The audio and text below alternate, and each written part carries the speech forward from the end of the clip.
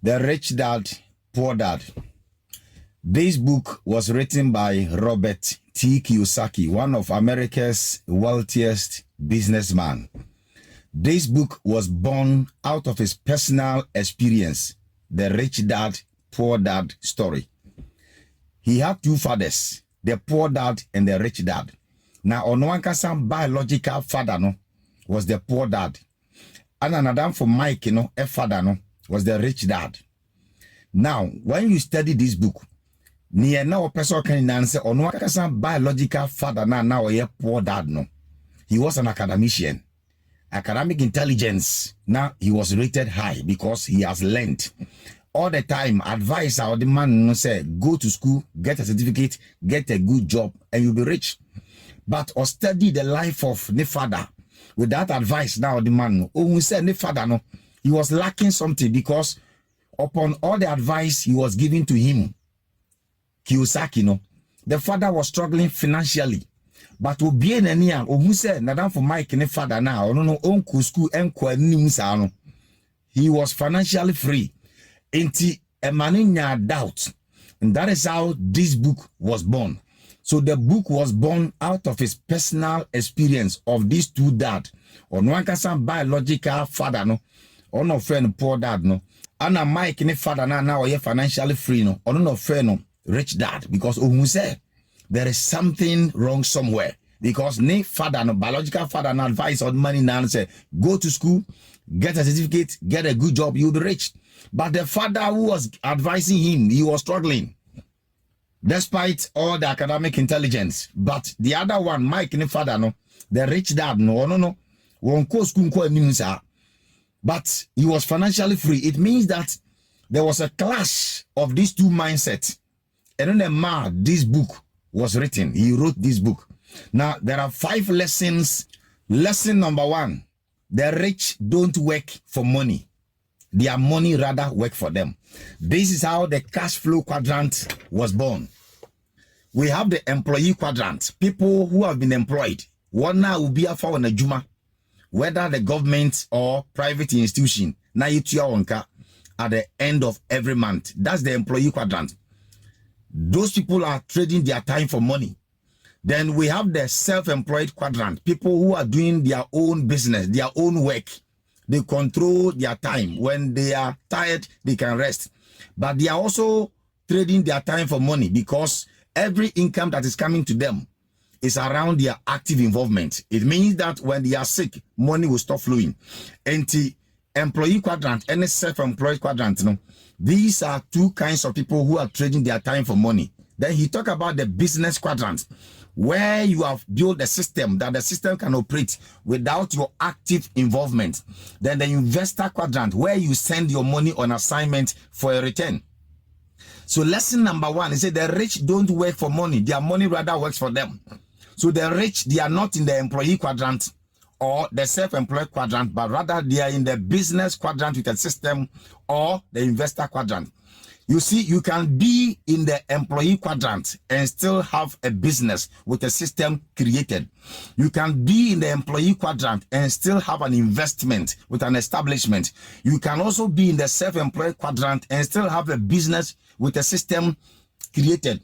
You can also be in the self-employed quadrant and still have your money in an investment. I believe you will get what I'm saying. But these are the 4 quadrants. So the rich don't work for money. Their money rather works for them. So when they are even asleep, they are still making money. That is lesson number 1. Lesson number 2, understanding assets and liabilities. Assets is anything that put money into your pocket. Liabilities is anything that take money out of your pocket.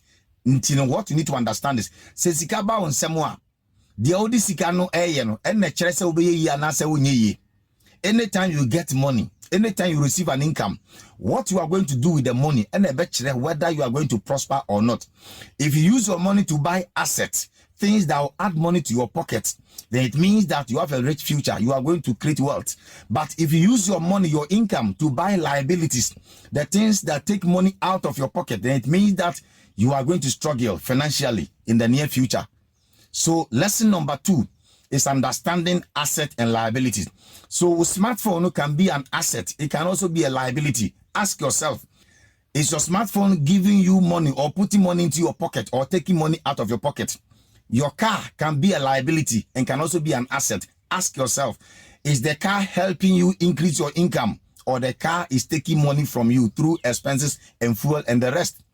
If your car is bringing money or putting money into your pocket, then that car is an asset. But if your car is taking money out of your pocket without increasing your income, then it means that the car is a liability. So lesson number 2 is understanding asset and liability. Asset yadia odi usikato a diska bro. Liabilities yadia otoa a diska free unsam. The choice is in your hands. That is lesson number. Lesson number 3. Financial education is power. Well, we say we have academic education. This is where you sit within the 4 walls of the school system, where you are taught based on the curriculum. At the end of your journey, you are examined, certified with a certificate. I believe you are getting that. That knowledge you are getting within the 4 walls of the school system is academic education. The calculus, the ferrous metallurgy, the ceramics, the things you are learning, the matrices, all these academic education. But financial education is power. Financial education is understanding the language of money. Money has a language. You must know what you call an asset. Asset is anything that put money into your pocket and appreciate in value. Liabilities is anything that take money out of your pocket and also depreciate in value with time. You must understand what you call active income. Active income is the income that comes to you as a result of your active involvement in what you are doing. Passive income is the income that comes to you as a result of system building. When you build the system can work for you. We have what you call cash flow, the lifeblood of business. Sika eye moja. So the money that comes to you and leaves you is what we call cash flow. Now, if the money that comes to you is more than the money that leaves you, then you'll be able to create wealth. But if the money that comes to you is smaller than the money that leaves you, then it means you are going to struggle financially. So financial education is power. Understanding the language of money. What is asset? What is liability? What is passive income? What is active income? What is cash flow? When you understand these financial terms, you have that power, because financial education is power. This is lesson number 3. Lesson number 4, work to learn. Don't just work to earn. Now, when you are working, you have to equip yourself with skills. As you are working, you must be able to learn on the job. You must be able to learn on the work. Not just the money you are being paid. Not just the money you are being paid, but you must work to learn.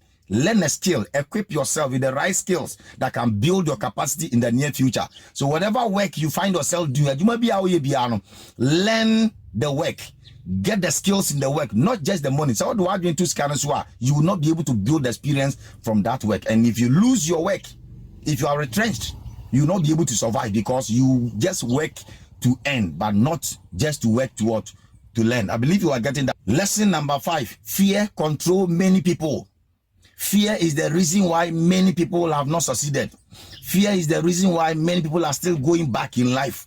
Fear of failure. There are people that fear that they will fail. You see, failure is an opportunity to learn. When you are doing something and you fail, it gives you an idea that there is something you did wrong. You go back and learn from that failure, and you'll be able to do it better the next time. You see, the school system frowns on failure, but the reality, you must fail to learn from your failure. I believe you are getting that. So the fear of failure is the reason why many people have not been able to make it big in life. These are 5 lessons from this book. If you are blessed, if you have learned, let me see it in the comment section. God bless you. Share, comment, and follow for more.